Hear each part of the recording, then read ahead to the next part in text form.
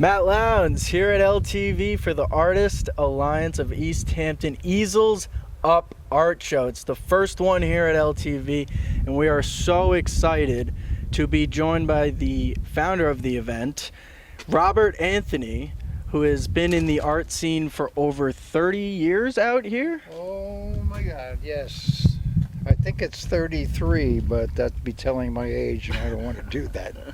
So tell us a little bit about this event and how we got to where we are today. When I think about how this happened, it's like you talk about happenstance and luck. I've known Michael Clark for a lot of years, and I've known LTV for a lot of years. And I came up to Michael one day and I said, Michael, why don't we do an art show here? And Michael, without thinking at all, said, yes, let's do it. And I said, oh my God, now we have to do it. Okay, so what do? I looked at the studio. There's no wall space. You can't put pictures on the wall. What do? I said, every artist has got an easel. Let's do easels. Let's do easels. Why not do easels? It makes so much sense. Easels. So, okay, what do? We put it out there to the artists and see how much interest there is as far as the artists are concerned. Music, food, wine, good art. I mean, how could it ever be anything better than this, at LTV? And what Michael has done with LTV is phenomenal. He has opened it up to the art world. We've got music, dance, now art. I mean, come on. LTV is being used as the community center like it should be, and we are here with it all the way. We're going to do this again next year, first week in May. We're going to do it again, but without easels. Now tell me quickly, just tell me a little bit about the group of artists that we have here tonight as a whole. As a whole. Okay, Artist Alliance was founded in 1984 as the Jimmy Ernst Artists Alliance. Jimmy Ernst was an abstract painter. And when Jimmy passed away, a group of his friends, and including Ralph Carpentier, actually I did a pamphlet there, and we have the first letter of formation written by Ralph Carpentier. Wow.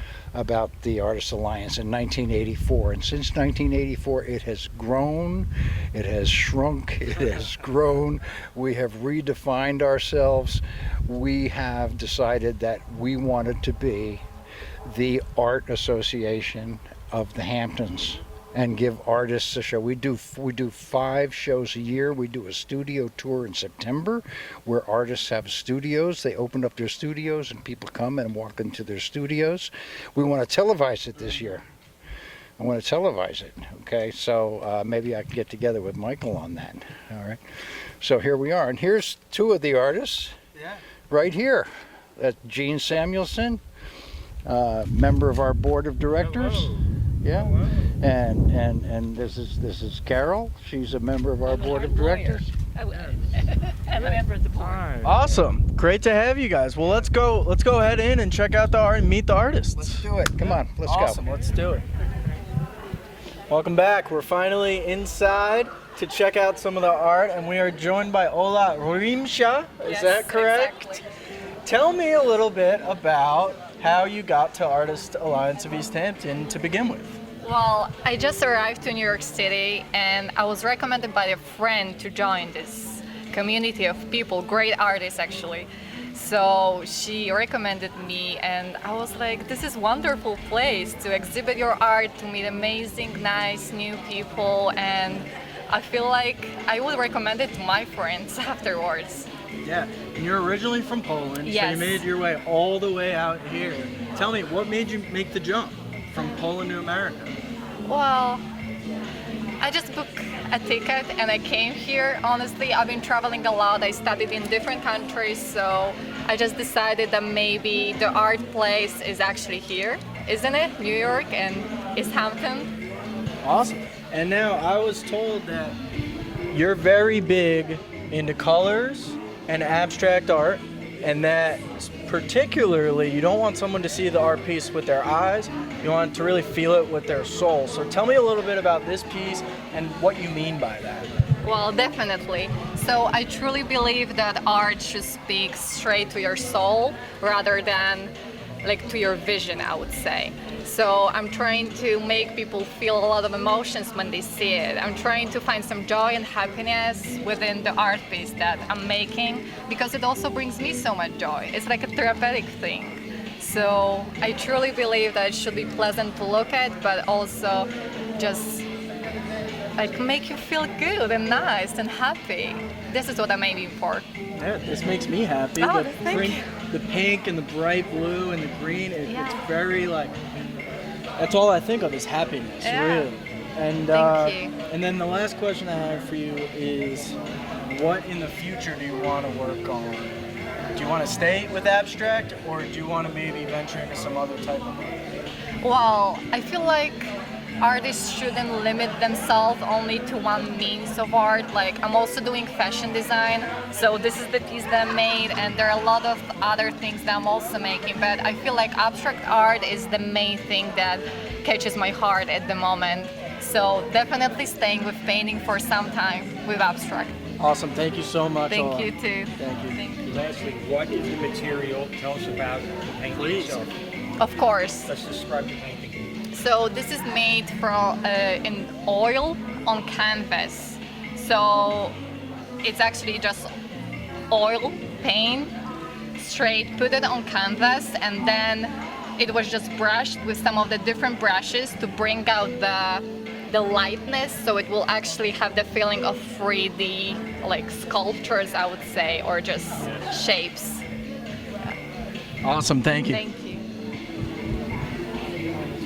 I'm now joined by Rosa Scott, and Rosa Scott has been a Bonneker her entire life. In fact, her first art prize was in the 7th grade back at East Hampton. Tell me a little bit about your life as an artist all the way back from 7th grade. Well, as far as that's concerned, from 7th grade, I moved to Virginia after I graduated. And once I moved to Virginia, I went to college in Stanton. And I've always loved art, and I majored in art and also education. Yep. Now tell me a little bit, is photography your discipline, so to speak? Is that your favorite type of art? No. Okay, so what is? My favorite type of art is acrylics. Acrylics. Acrylics, yes. But photography I still love, because when you see something, it's something that you want to capture, something that you can capture right away. Now tell me about this photo. Where was it taken? What time? What went into the thought process when you did this? Believe it or not, this photo was taken about 8 years ago. Wow. And at the same time, and at the same time, I put it in the Long Island Black Artists with their receptions and groups. And we won a prize from Malloy College. And this painting photo was in it. Awesome. Yeah, isn't that awesome? Yeah. So tell me about your average week. What type of art are you doing now that you're done with your teaching career? What's an average week look like for you as far as art goes? Well, as I said, taking the pictures. When I see work, and it strikes me right away, I have to take it. And then I go to Hampton Photo, and they print it for me. And my acrylic work, I no longer do. But I still enjoyed doing it when I did. Yeah. And then final question. What inspires you so much? Where do you find your inspiration when you're like, all right, I want to go out and I want to take photos? What inspires you the most? What inspires me is anything can inspire me. Believe it or not, when I say anything, I can see something, I say, I have to have it. And that's when I start to take the photo. It's not every day or all the time, but it's just something exceptional that I see. And when I see it, I have to get it. All right, thank you so much. I appreciate it. One last question. Oh, yep. Yeah. Do you prefer film or digital? What do you work best with? Film. 35? Yes. Yep. And your preferred cameras? Oh, yes. Yes. What cameras do you I use have for a these? Nikon. Yeah, Nikon. Yeah. Awesome. We're back here. I'm joined with William Doherty. Did I say that right? And tell me, what's this painting? It's called Fallen Angel. And tell me a little bit about the painting. How'd you come up from the beginning to the inspiration to the final product? Well, all my work is basically spontaneous, so there's never any plan per se, with subject or content. And this basically evolved by itself. I mean, I started in a certain area, maybe I started up here somewhere, and there was things going on in my life at the time, whether it's subconscious and so it's basically a spontaneous creative effort, they say, and nothing's predictable in this lifetime, so that makes creativity happen, because without creativity, everything's predictable, basically. So Now it says you use pastel, colored oil pencils, acrylic pencils, and monoprint. Is that typically the same type of things that you make your pieces with? It evolves. It started out with colored pencil and charcoal, a pastel, and now a little bit here and there of acrylic. So it's a mixed media type thing. So it's still evolving. It started maybe 10 years ago. My mother was a restoration artist in the East here, and she gave me a lot of positive energy to do something about it. She saw my drawings about 10 years ago and said, you should do something, but she was in art for a long time. My family's been in art. We have writers and comedy writers and film people, so we've been in the arts for many, many years, some generations. So, Now tell me, where did the name come from, Fallen Angel? that's a kind of it's a family thing. We had a family event. Someone passed away. Oh, I'm sorry. So, but that was just that wasn't thought of in the painting itself. It just, after it was all over, the name comes up after everything's finished. Now I noticed in your bio, something I noticed was that you were a math major, Right. and now we're at an art show. So tell me, how'd we go from that to now here? Okay. In my boring business meetings at the pharmaceutical company where I was a statistician, I'd doodle a lot. This was maybe 20 years ago. And I'd save these little sticky note doodles, and it all evolved from there. So, I've always just been messing around a little bit here and there, and I saved the doodles. I actually printed one recently, and so, and then over time, and my mother, she's a restoration artist here, and she saw the work and she said, do something about it. She liked it, so she's been my, right-hand instigator, so to speak. All right, well, thank you so much. I appreciate it. Thank you. And this is a great venue. This is an artistic view of some art, which was a great idea to come here and do this. So hopefully it'll keep going. Great community event. Oh yeah, for sure. Thank you. Appreciate it. Matt Lowndes, joined by Ursula Thomas. Ursula, how you doing tonight? I'm doing very well, thank you. Now, when I was reading your bio, I found something very interesting. Your discipline is the very old, ancient, Eastern, Asian brush painting. Right. Can you explain what ancient Asian brush painting is? Well, it is a discipline because everything depends on how much water you have on your brush, how much ink, like you can go from very light to very dark, and that's the whole essence of it. And their paintings are based on philosophy, like philosophical, like the four seasons, the bamboo, the pine tree, and it's inspiring. And what Chinese masters, they don't paint something they look at. They go in nature, meditate, and they see a bird sitting on a branch, and then they go home and paint it. It's not like Western style painting, to look at something and then you put it on a paper. And it's also not realistic most of the time. You just see the branch, you don't see the whole tree or things like that. So tell me a little bit about your painting called Flowers Are Forever. I love flowers. And this art, it inspires me to do flowers because it's the paper lends itself to all these different shades, which you don't get on watercolor painting. And, so that's why I like it, And you use the white like the flower. I use the white of the paper. So that's not color, that white. You know, that's, you incorporate that. That's very interesting. Thank you. And how long did it take you to really feel that you were confident in this discipline? Oh, it took me a long time. Yeah. It takes a long time. The Chinese students, they have to watch a master in China for 2 years before they pick up a brush. 2 years? 2 years. Wow. Yeah.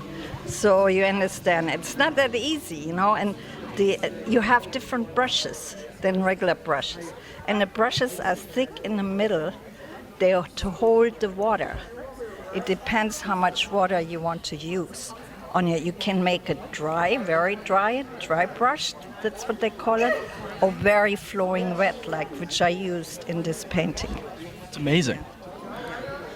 So now, besides the Asian brush painting, is there any other art that you like to Yes. dabble in? Like what? I do ceramics. That's what I did first before I got into painting. Ceramics, and I also do some watercolors.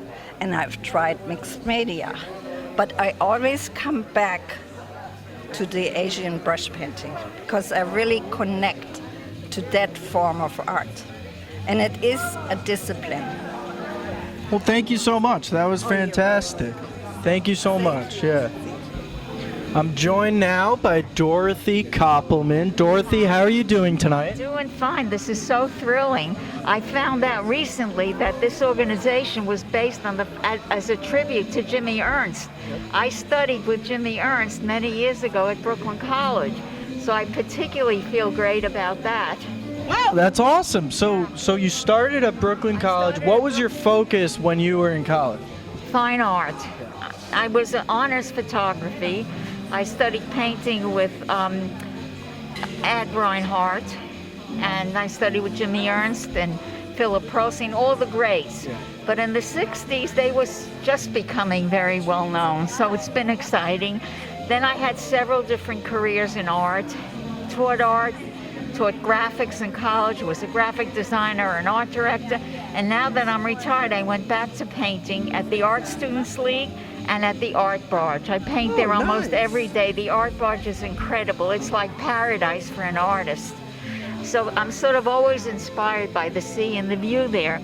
And my work started all looking the same, so I started painting indoors and getting more abstract because I'm studying with an abstract painter now, Ronnie Landfield, at the Art Students League, and I'm studying with Chris Cohane and Michael Rausch at the Art Barge. Now, you told me that you really like the sea.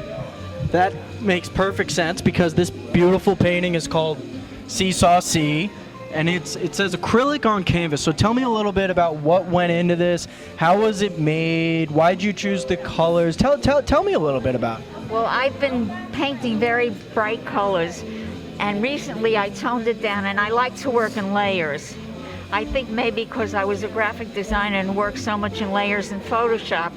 So this has a lot of over paintings. Yep. I used to paint in oil, and then when COVID hit, I switched to acrylics because they smelled in my house. I couldn't work in oils, and the fumes were bothering me. So it's much easier and it dries quicker. But always suggested the sea, a horizon line. And then Michael Rouse told me to do some kind of lines and use a thinner brush, and then I started doing the lines, and he said to look at Stefan Vincenzi's work, and I sort of feel inspired by him, and this sort of developed over a few weeks, layer by layer, and I like bright colors, and then I love gray, so to tone things down, I mix in gray, I put a lot of white, but if you can see through, it gives an illusion because there are a lot of layers. And like you go back into space, but it always suggests the sea. People see ships in it. I don't know what they see, but it's really not there. But I'm getting more and more abstract. And then finally, do you always tend to use canvas? Is that your go-to? I love canvas. I love stretching canvas. Now I'm stretching. I've tried watercolors, and I really prefer oils, but now this seems just easier. Acrylics are easy. I may switch back to oils, but I love painting. I love canvas. I like it more than drawing. I used to do a lot of photography, but now I think Photoshop helps me with my work. I look at it every night, manipulate it in Photoshop for ideas, but I'm kind of going in a direction that I've wanted to in a long time. Well, Dorothy, thank you so much. That was lovely. You have a lovely painting. It was nice meeting you. Thank you very much. Bye. Bye-bye. I'm now joined by Susan Friend. How you doing tonight, Susan? Very well, thank you. Now, Susan, we were just talking off air, but now we're here. Tell me, I would love to know, how did you start as an artist to begin? I wanted to paint for very many years, but I had my own business and didn't have the time. When I closed the business, I decided to paint. And at that point, my husband said to me, "You're going to paint?" And with that kind of encouragement, I said, yes, I am, because I designed a spectacular garden. It has been in the East Hampton Star.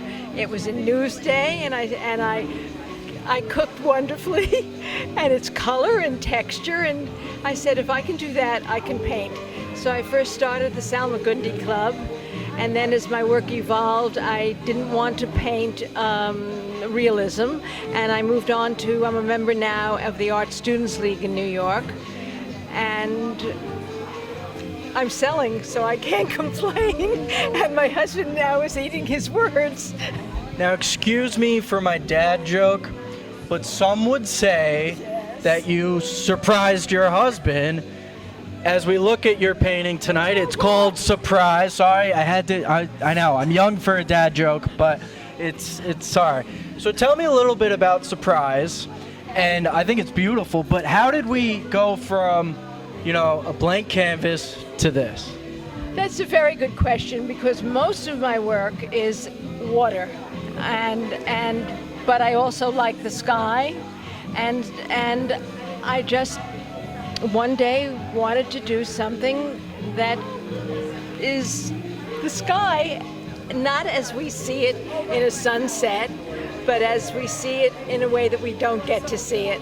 So I started to look at some pictures that came from NASA, and there it is, surprise. Wow, that's incredible. So really, you Googled NASA photos and you turned it into your own art piece. I find that incredible. What got you to think about doing that to begin with? I don't know. I don't know. Now, you said you genuinely like watercolor, but this is oil on a canvas. No, I don't. No. I paint only in oil. Oh, but my I bad. love water. Most of my paintings, I would say that almost 90% or 85% of my paintings focus on water. The ocean. My mom tells me a story that on my first birthday, she and my father was in the Army at the time, and she and my grandfather had taken me to Rockaway Beach. Yep. Tremendous big waves. Yep. And she said, one held one hand, one held the other. I saw the water and just kept going. And that is how I feel about it. So I like to be outdoors, and I just inhale nature. I think that's the best way to put it. I don't work from photographs. And after I've inhaled enough, I then try to bring back my feelings and put it on a canvas, because I think words are inadequate to express my feelings, and so I paint. Well, thank you so much. That was awesome. I think this painting is incredible. And then I learned that, I see it. I see the NASA inspiration. I see where you're coming from with the dark, and it's awesome. Thank you very much. Sure. Pleasure to speak with you. You too. Thank you. Yeah, bye-bye. Bye. I'm joined now by Corvey. Donna, how are you tonight? Great, thank you. Now, Donna, when I read your bio, one thing stood out to me. You love trees. Tell me about your love for trees. It's funny. I've been an illustrator my whole life and now do fine art work. And one day I was cleaning out my art closets, and I came across a painting I had done, my very first at 10 years old, my very first oil paints, and it was a bare tree. and I had already done a series of trees. So it's like, wow, this must be in my psyche or something, and what does it mean? And I don't know. But since I do nature walks every morning, I always find beautiful trees and lighting, and I snap a photo to reference it. And I just love it. I just love trees and light. And then secondly, why barren trees instead of leaved trees? Why is I understand that is your particular favorite. Why? Is there any specific reason? Absolutely. Trees are glorious with their leaves, but they hide. They're hiding things. And to me, winter, when the trees are bare, you sleep with your window open, you hear the branches moving, you hear the wind through them. They're alive, and it shows you who the tree really is, rather than just being covered up in green. I'm also not a big fan of the color green, oddly. I don't know why. But yeah, I love the skeletal forms because to me that's the personality of the trees, and they're all different, no matter what species or size or anything.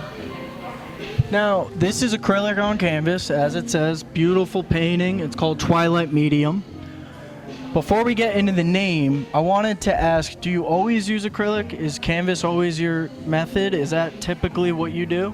It's my favorite. Yeah. I used to do acrylics on paper first, and it wasn't the same. I also love squares, so I think for the past 10 years I've been doing almost exclusively squares, from 12-inch squares to 40-inch square. This is a 30-inch, because for me, that's a perfect porthole to just capture the shape that I want.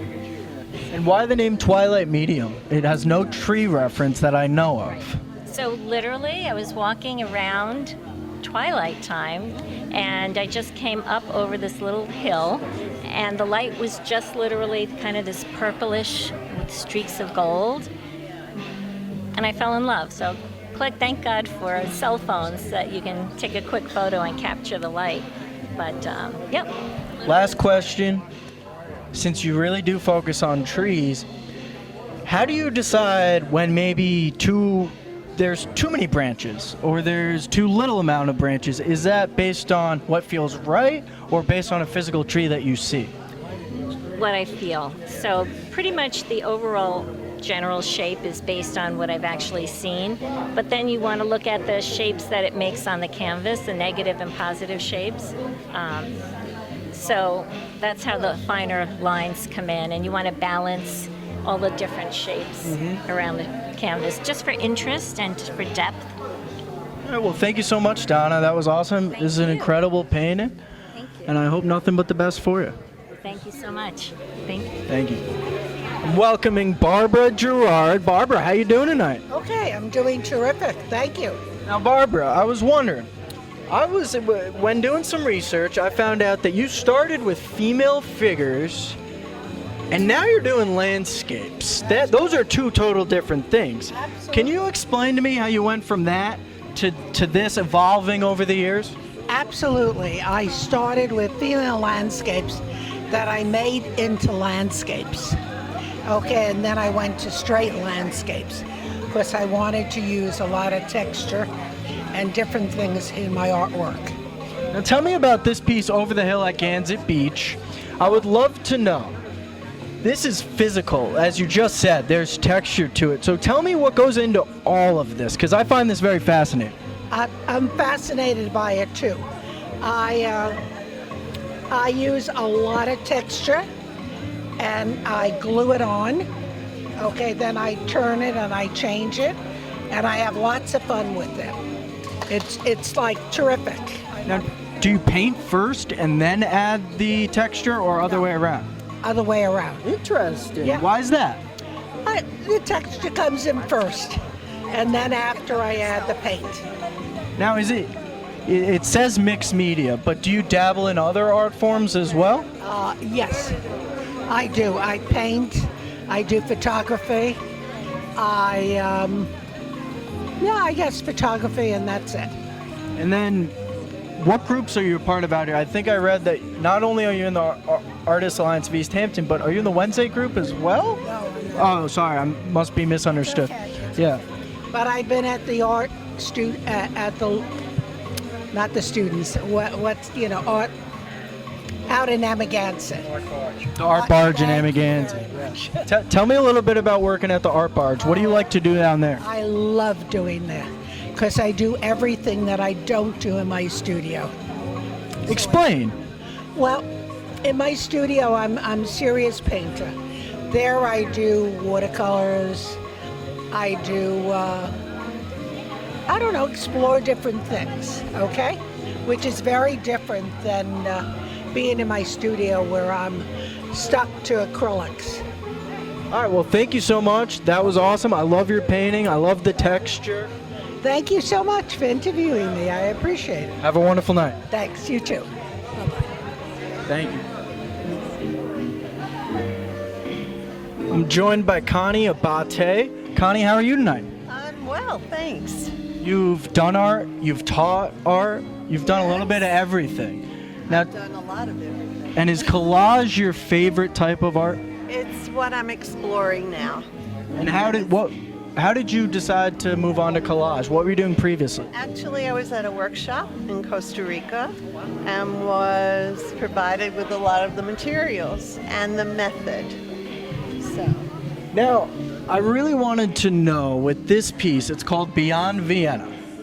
How do you decide, and this is just me trying to understand, how do you decide, well, I want to put this here, and I want to put this there, and I want to put this stamp here? What goes into your thought process? a very good friend of mine told me that there's no thought involved and it's all composition. This was composed, if you've ever been to Vienna, there's music wafting through the streets everywhere. And that's what most people think of when they think of Vienna. But if you look here, I have writing and poetry and telegrams from all over the world.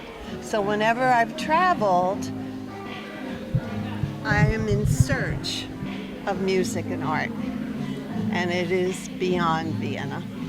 That's a great way to put it. Now, I wanted to know a little bit about where you got these from. I mean, obviously these are stamps, but where did this music composition come from? Where did this note come from? Where do you find your materials? You collect everything. Many times I make the papers for my collages. So this paper is dyed with a Japanese method, and this was water dyed and then bleached. And you just cut out what you feel would look well with the piece. Some of them are purchased. Yeah. This is a purchased paper. That's incredible to really understand, how it goes from one thing to another. Now, last question. How do you decide when maybe there's too much stuff on it and you decide, Pull it apart. Yeah. Sometimes you do. Does that happen a lot where you're just like, you know what, I went a little too much? Always look at it the next day or the next 2 days. With paintings, sometimes a year later, I'll go back and redo it or paint over it or change something. It's a very obsessive art. Well, thank you so much. That was awesome. I learned a lot. This is an incredible art piece. And thank you for chatting with us. Nice to meet you. Thank you. You too. I'm joined now by the wonderful Nadine Daskaloff, all the way from France. She originally comes from France. And where did you study? You studied at the Beaux-Arts School? Beaux-Arts Academy, the Beaux-Arts Academy in Paris, a long time ago. Now, you started the first gallery that at least of my understanding, you were at the Misrachi Gallery in New York City in 1964. That's correct. But before that, I lived in Mexico. So my first, when I started painting a long time ago in Mexico City, and then I moved to New York, and from New York to Paris again, and East Hampton is my home since 75, 78. Wow. Now tell me, you've been everywhere. That's incredible, first of all. But tell me, this is called the portrait, and it's acrylic on canvas. Do you normally only work with acrylic? I'm a bit allergic to the oil. But I have painted in oil, and I'm used to acrylic. You know, I've connected. I know how it's going to react, what it's going to do. Now tell me about this portrait. Was this based off someone, or did this come out of your head? What happens is that the faces of people, you might be in my next portrait. I'd be honored. I'd be honored. It goes into me, and then I love to do faces, and you know, and so suddenly it looks like someone. But I have done portraits, but not everybody wants to look like her. And then, you know, I want to know a little, how do you decide on the colors and the pattern of it? You know, because there's a little pattern here, and then there's a little design here. What goes into your thought process? I like to know. That's a great answer. That's an artist's answer. You know, art is, you don't know. You start with one color, and then you say, well, what would be nice with it? And, you know, the painting also inspires you as you're painting. So it's a give and take, you know. So you've been to, finally, my last question. You started in Marseille and France. That's where you were born. You went to Paris, then you went to Mexico City, I've traveled. New York, East Hampton. You've done art everywhere. Yes. Where's been your favorite place? So far here, because I've done good art here.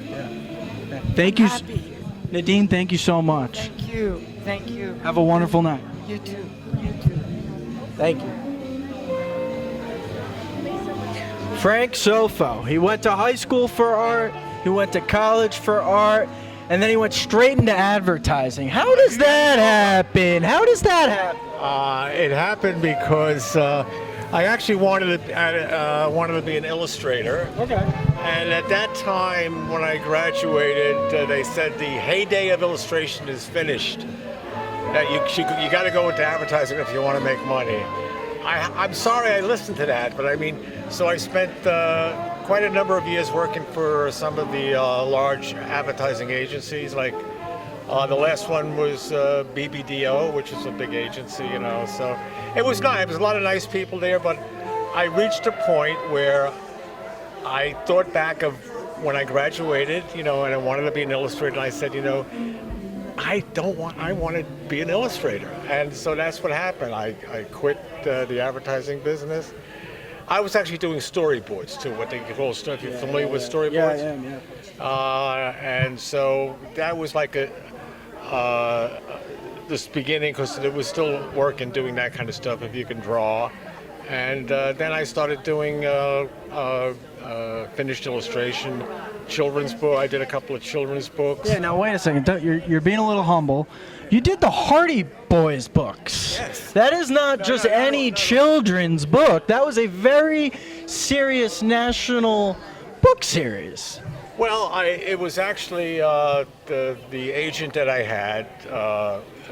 She got me it was actually started with Nancy Drew. Yep. And it was Simon & Schuster, and they had, I think, 11 Nancy Drew covers. They wanted to revitalize Nancy Drew at that time. This goes back about 25, 30 years ago. So they wanted a new Nancy Drew, you know, modern Nancy Drew. And the stories were old. The stories were all written years ago. But so I was, you know, so they picked me, and it was a nice job. And so I did about 12 covers, and then I did two Hardy Board covers. We actually go with a company like Simon & Schuster. They actually they hire models, you know, and they send you to the big, you know, studio in the city. They've got the kids, you know, the Hardy Board kids. They dressed them up. The same with Nancy Drew. They had her different outfits for her. You know, I did the sketches first, from, you know, summaries of the stories. I didn't read all the books. So that was, you know, that was a nice job. Now speaking of kids, let's jump into your beautiful painting here. It's called The Beach, and it reminds me of my hometown, Amagansett, and that's what this was based on. You told me off camera. This is an oil painting of Atlantic Avenue, and I told you, I can visualize this. You go to the beach, 5 o'clock, lifeguards are gone, the kids are running up. Tell me about this beautiful painting. Well, I'm always, I have grandchildren that they wait till 5 o'clock, so I know exactly what you're talking about. And they, they run up the hill and they try to climb. If they need a little help, I help them out. And, when they get up there, there's always that reluctance of should I jump or not.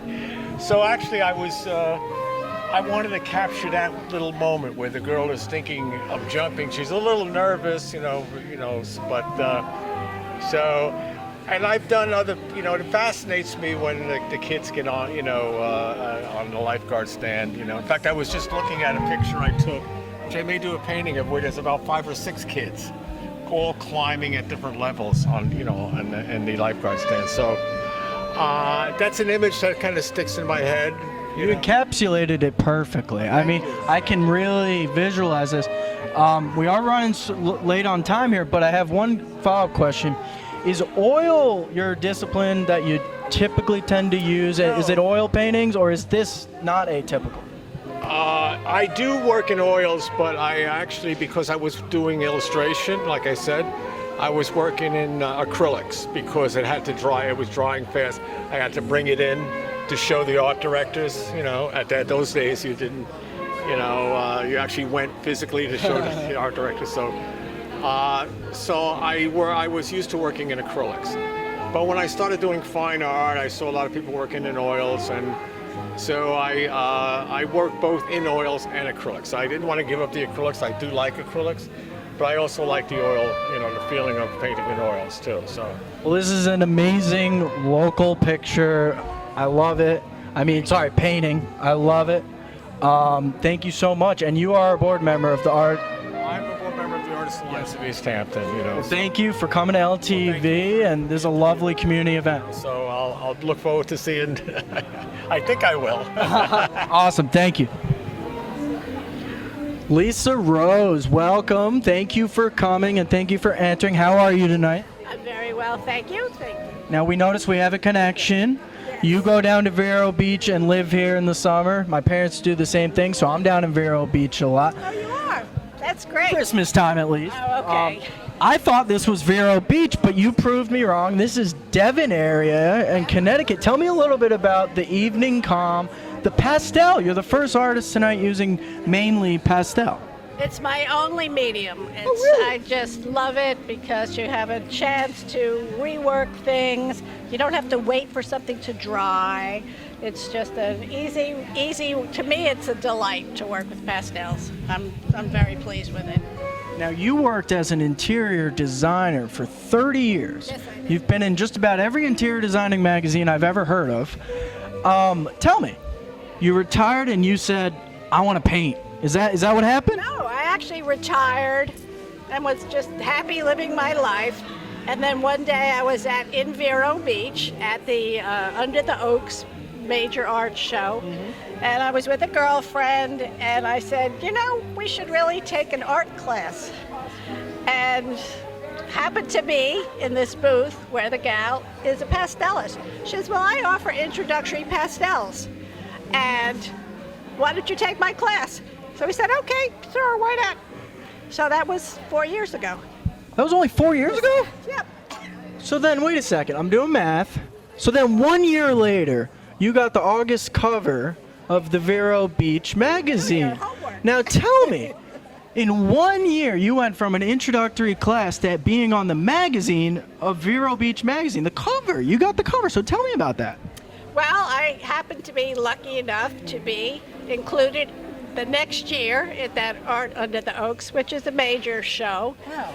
And the editor from Vero Beach magazine came around and said, oh my God, I love your stuff. And she was there 5 seconds. She'd take my card. I'll get in touch with you. And she did. And there it is. That's really awesome. I mean, just to see the progress after a career in the arts, in defense. Interior designing is very artistic. I mean, you need to have an eye, something I do not have.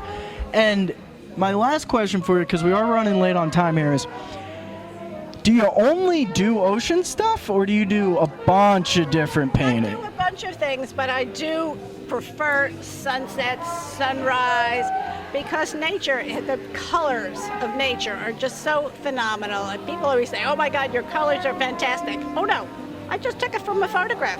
That's nature. It's every day you have that.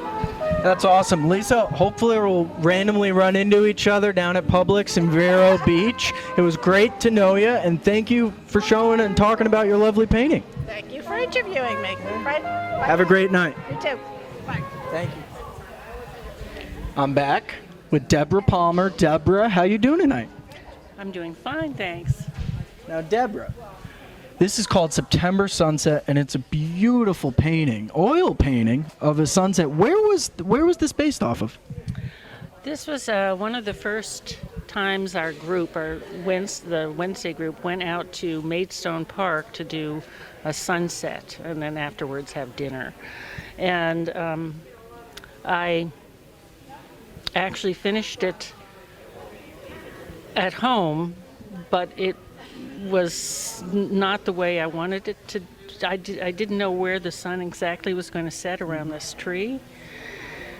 So what I had to do was take the photograph of the sky and redo it as a studio painting. And it hung at Ashwell Hall show and was reviewed by the East Hampton Star. Oh, wow, that's incredible. Tell me, is oil your go-to type of painting style? Yes, it's my medium now. I started out in pastels because I was worried about incompetent brushwork, but I got better, so I went back into oils because it's really a very fluid medium. And then, what I was wondering, September Sunset. Was this done in September? Is that why you named it September Sunset? Yes, it was. Okay. And then, what other things, when you're not with the Wednesday group and you're not with your plein air painters group, do you paint on your own? Do you have a studio? What do you like to do? Yes, I've got a studio. We're snowbirds. We go back and forth between Sag Harbor and Charleston, South Carolina. And I have studios in both places, but I have to. My studio down in South Carolina is our screen porch, so it gets very cold in the winter. And then finally, even though you're in fine arts now, you had a 30 career in commercial art.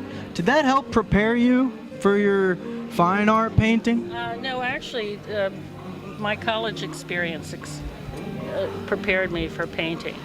My commercial art was mostly, I used my skill in drawing for doing storyboards and comp artwork for ads and so forth. And that was back in the days before computers, and everybody had to, they had to do their own drawing. And that's how I use my skills in commercial art. Well, thank you so much, Deborah. It was nice meeting you, and thank you for telling us a little bit about your painting. You're welcome. It's my honor. Have a wonderful night. Thank you. Thank you. Bye-bye.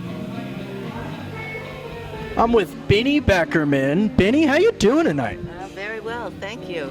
Now you, unlike a lot of other people here, you like trees and rocks, not the beach. Tell me, why is that? Why is that? Well, first of all, I was a stone sculptor for many years until I got a little too old to keep doing that.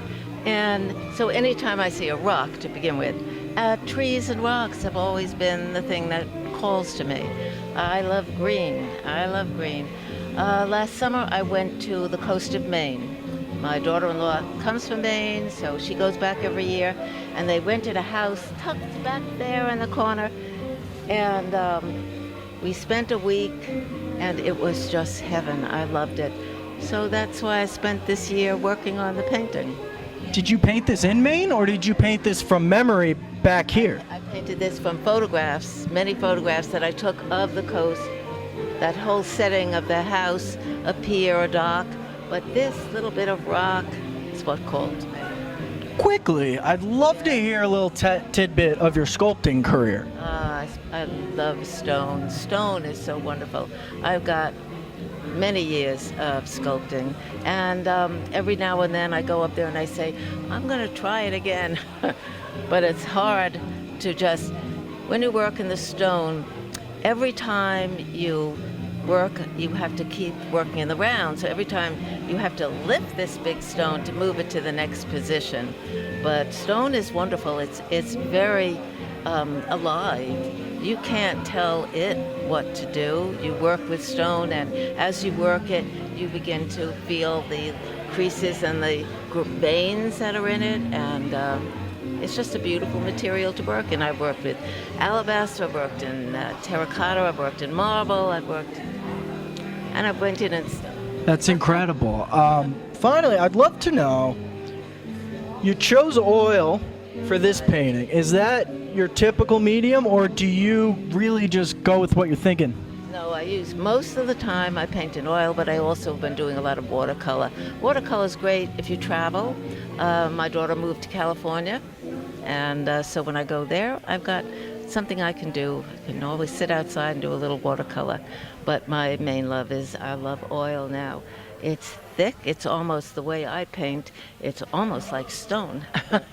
I just move it, I maneuver it, I torture it, and end up with something that I think is beautiful. Yeah, it's such specific detail in the texture and the lines of the trees and the rocks and the water.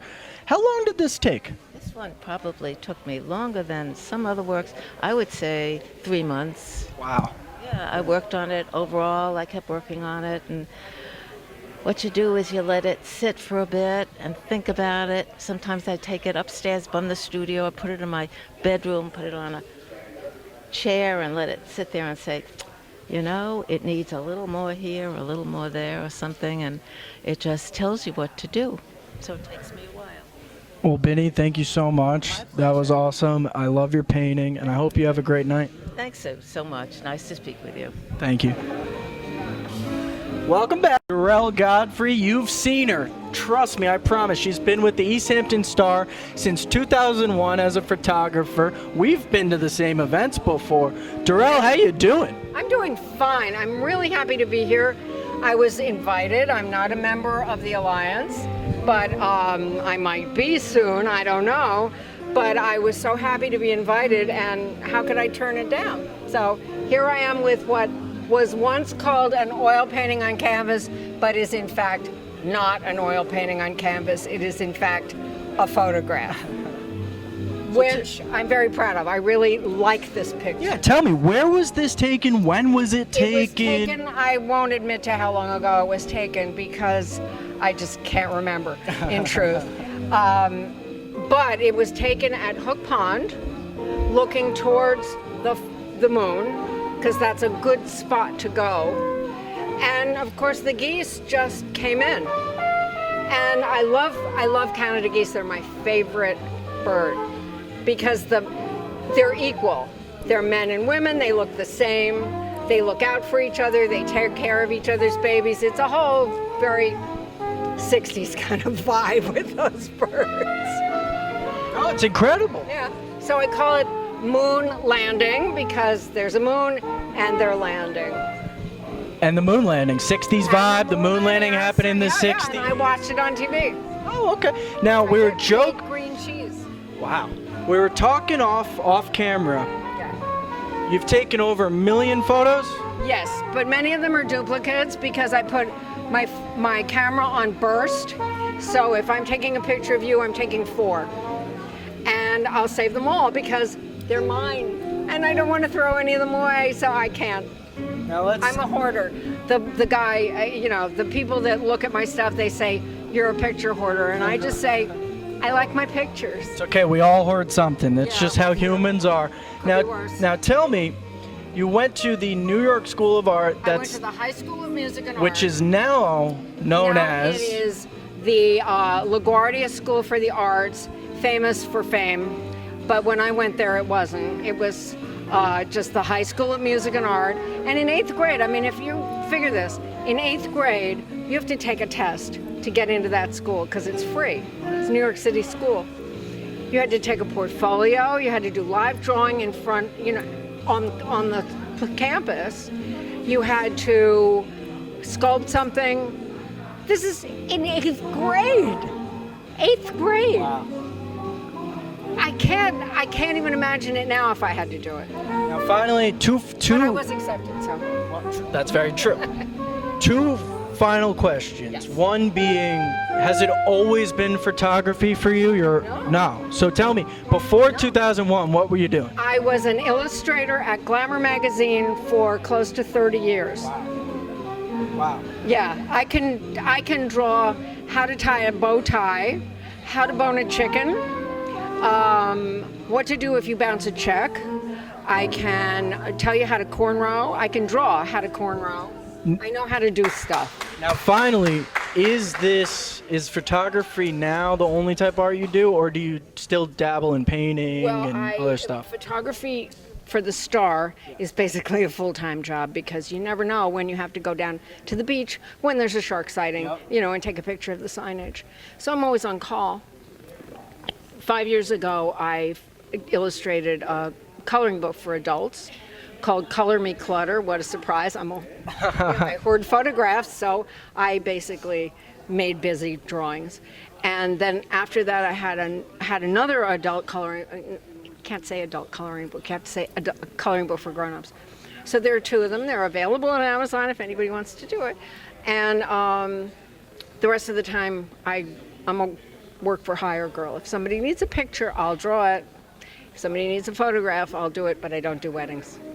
I don't blame you. Well, Too much stress. Darrell, it was great seeing you again. It was great seeing you. I'm sure we'll see each other at events. Thank you so much for showing us Moon Landing. My pleasure. Thank Anytime. you. Suno Lombardi. And this is a beautiful painting called Well Traveled. It's a watercolor painting, and we were talking a little bit off camera. First of all, how are you doing tonight? I'm doing well, thank you. We were talking a little off camera, and I wanted to know, do you usually paint watercolors? And you said no. So tell me, what do you usually paint with, and how did you decide to do watercolor? I usually do acrylic, and I just like for something, I'm very tight painter, and I wanted to just try to loosen up. And with watercolor, it's very hard to control. So the good thing is if it flows the correct way, you have a really nice painting. If not, it's like you throw it away. So this just one came out, I really like it, so that's why it's here in the show. You were also telling me about how you had a bit of a different entrance into the art world. Tell me a little bit about that, because I find that really awesome. I was in an accident, and I actually started painting as vision therapy. I was doing a Van Gogh puzzle to try to help my vision, and I saw a little piece of the puzzle, and I was like, I wonder if I could paint this. So it's been very therapeutic for me. So I only started a couple of years ago, and it's just been wonderful. It's been a lifesaver for me. I can't encourage enough people that are like bedridden for whatever ailments they have. Just pick up a paintbrush and paint. It doesn't matter. You could do anything. Am I going over the line by saying painting really, really helps save your life in a way? Absolutely. And I tell so many people that and if you look back in history, a lot of the famous painters had arthritis very bad, but they kept on going. It's a wonderful thing for everybody. It really is. So this has a whole different meaning to you than maybe someone else who's been doing painting in high school, growing up, and for 50 years. This has a bit of a different meaning for you. Is that true? It really is true. And I mean, even for patients that have Alzheimer's and things like that, give the patient, if they're bedridden in a hospital, give them some paint and watercolor paint. It's very easy, and a piece of paper. It's been a lifesaver, absolutely. Tell me a little bit about this painting. What is it based on? What inspired you? Is it out here that you painted that from? Actually, there's a group called the Wednesday Plein Air Group, and we meet once a week and we paint local areas. And sometimes what'll happen with me is I'll remember a part of something. So this is actually a compilation of a lot of different areas and kind of put together. So is it a specific place? No, some of it's in my head and some of it's... Looks like Lownes Point and the harbor and Springs combined. I see it. I can see it. Yeah. Places that we paint at. It's really interesting. And what's really crazy, sometimes I have dreams about doing a painting in my head and then like to try to remember it in the morning, like trying to... Do you ever wake up in the middle of the night and just start painting? No, I haven't done that. No, thank you. Well, thank you so much, Marie. I really enjoyed hearing about how you got into art. I thought that was really special. And thank you for telling us and showing us your painting. I hope it inspires somebody out there, you know, to create something and have meaning to their life when they can't do so many other things. That's my goal. That's truly beautiful. Thank you so much. Thank you. I appreciate it. Have a good one. Lance Court, you're the socialite of tonight's event. How you doing? I tell people I'm still alive. It's a good sign. And the comedian of the event. I love it. The Peril of 2016. That's the most aggressive title of any art piece here tonight. Tell me, where does that stem from? The Peril of 2016. That same month, I told my brother Donald Trump was going to win and be the last president. My paintings tend to predict things, like 9/11. A lot of things. But anyway, I don't know if you see it, but I see the white nationalists with the upright, the upraised Nazi salute. Is it fair to say that you're a political artist? Oh yeah. I think art should serve a purpose. Besides the fact that I don't really control my art. I'm just a conduit. Something comes through me. I guess they call that inspiration. And so I'm very lucky because things happen in my paintings I didn't have any control over. Because they tell me what they are. I'll be honest, before I mentioned it to you, I read the title and I said, this has to be about Donald Trump. Because what else? I thought to myself, what happened in 2016? And it not trying to bring politics into this, but it immediately made me think of it. I see it. And what I really want to get to understand now is you're using latex, acrylic, and pen on paper. Explain that. Because you're the only one here that I know of that is using latex. Well, yeah, it's I go as cheap as possible. I find my materials at construction sites, but this is just a piece of black poster board. And hey, I use latex paints, I use acrylics, I use spray paint, I use magic markers. I'll paint with my fingers or with a sponge or with a towel or with a brush or whatever. The paintings really pretty much do themselves. I mean, I got paintings that came out of places I don't know why or how. I got a painting that was done during COVID where it's a little figure about this size inside these boxes titled The Isolation. And you look at this guy, it's just a couple of white paint strokes. You see the eyebrows, you see his nose, you see his lips, you see his chin. It's like, where'd he come from? Then I have another one titled Come Hug Me. And again, it's just some white, paint applied by brush on a black background. And you see again this figure coming like this, come hug me, and you see the eyes, the eyebrows, the lips, the nose. It's like, I didn't create that. So I feel very lucky. I'll take credit for it. As far as putting it into art form, it sounds like you care about the world, you care about life itself, and you're really understanding of the moment.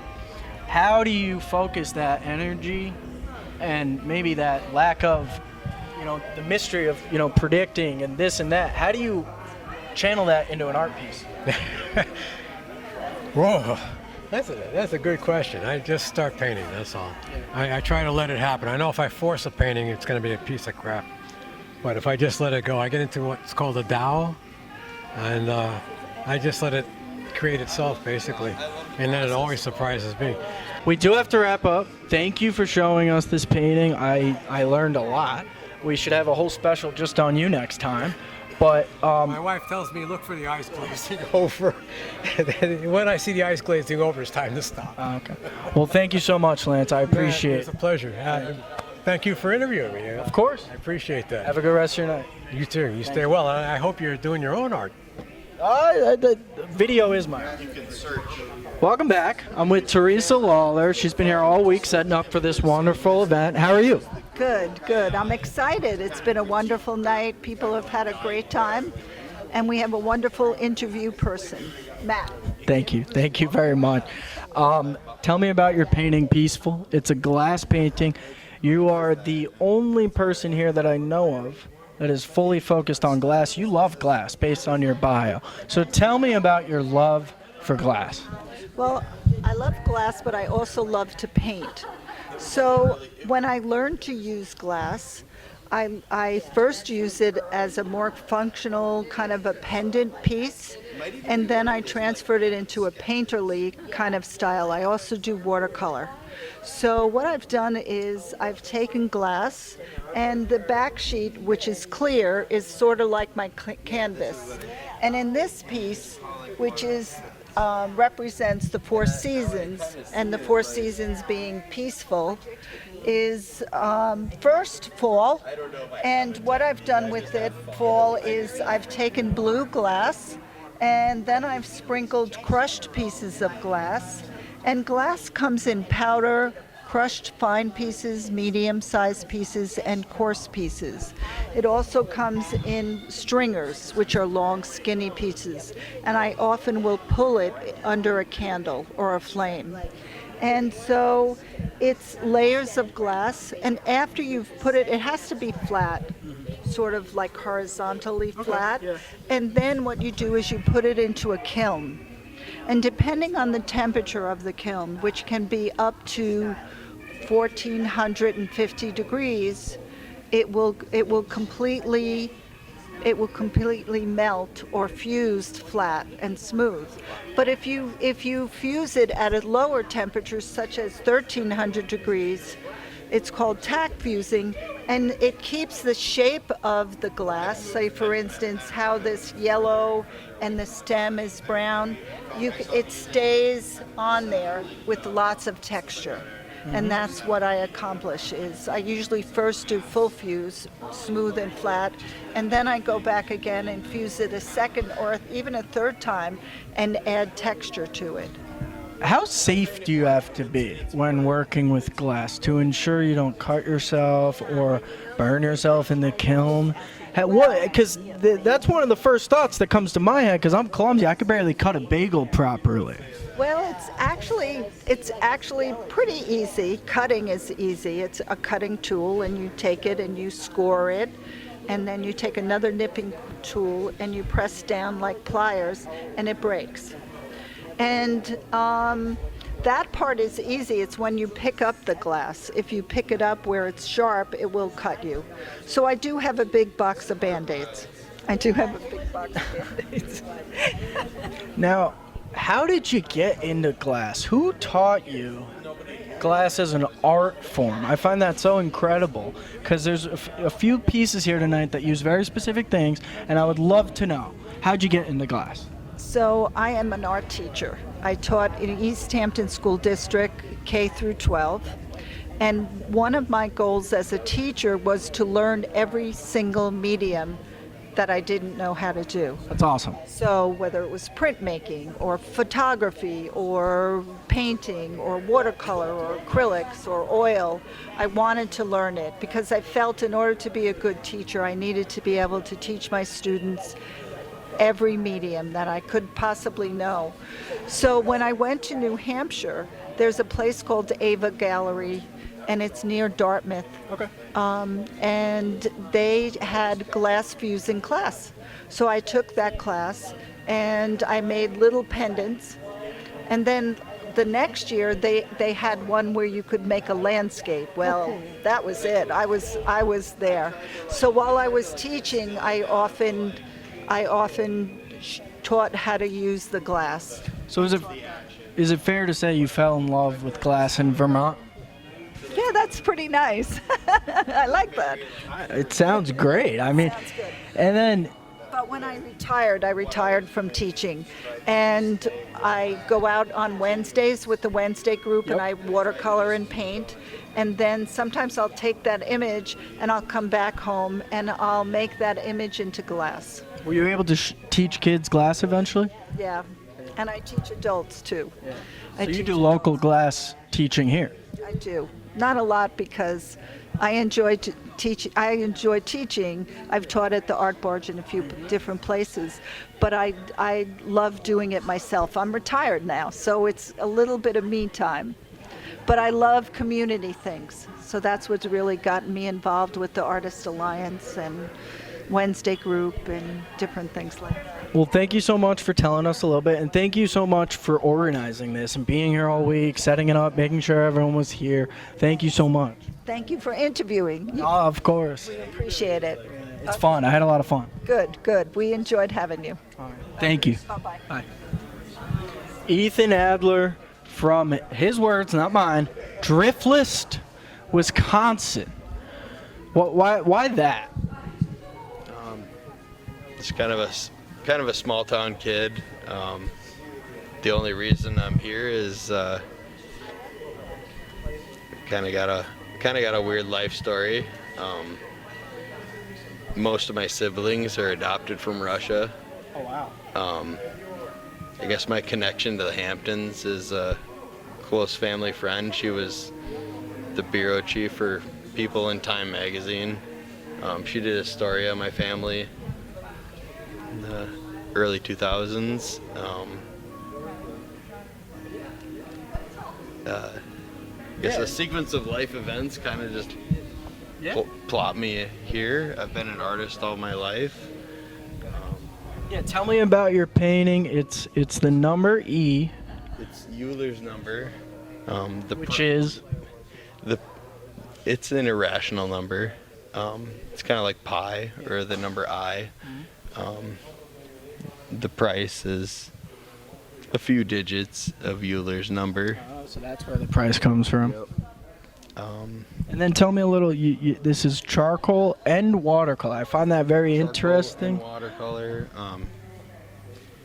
It's not quite action. It's very gestural.